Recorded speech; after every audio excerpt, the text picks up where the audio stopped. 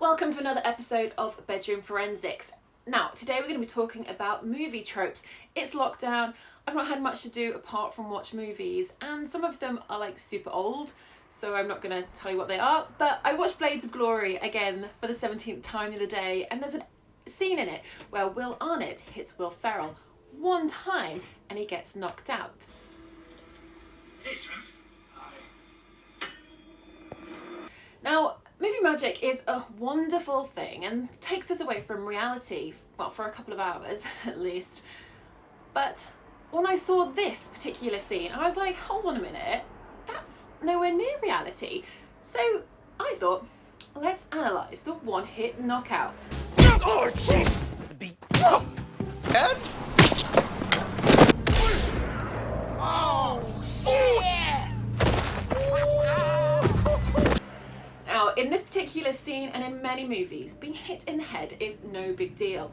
Main characters get knocked out and then they have zero side effects. You get hit by a crowbar in that case, or a punch or a bottle, wake up tied to a chair, and then, well, you're good to go.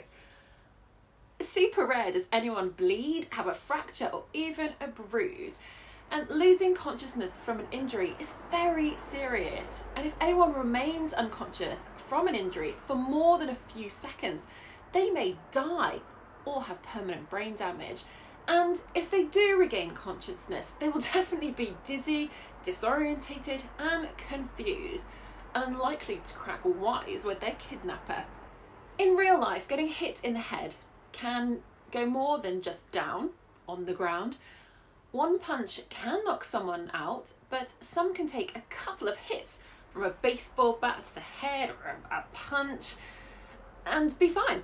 Well, kind of. And of course we don't expect super realism from movies, but the only time we see these numerous punches to the head and face usually comes with watching a fighting or superhero movie or a ridiculous slapstick style comedy.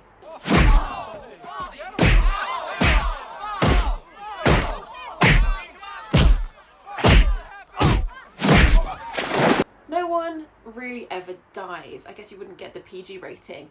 But in real life, people have ended up dead, in comas, or charged with murder. See, when a person is punched in the head or on the head, the impact will cause the brain to hit the skull. It's like jelly on a plate. You shake the plate hard enough and the jelly will begin to tear.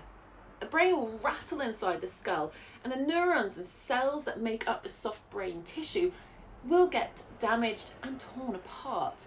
A single punch can cause the brain to affect the brainstem, tearing it and twisting it. And it's the brainstem that's responsible for breathing, heartbeat and digestion. So, damage to the brainstem can equal death. Now, when the brain hits the skull, it's like any part of the body that gets damaged. It starts to swell.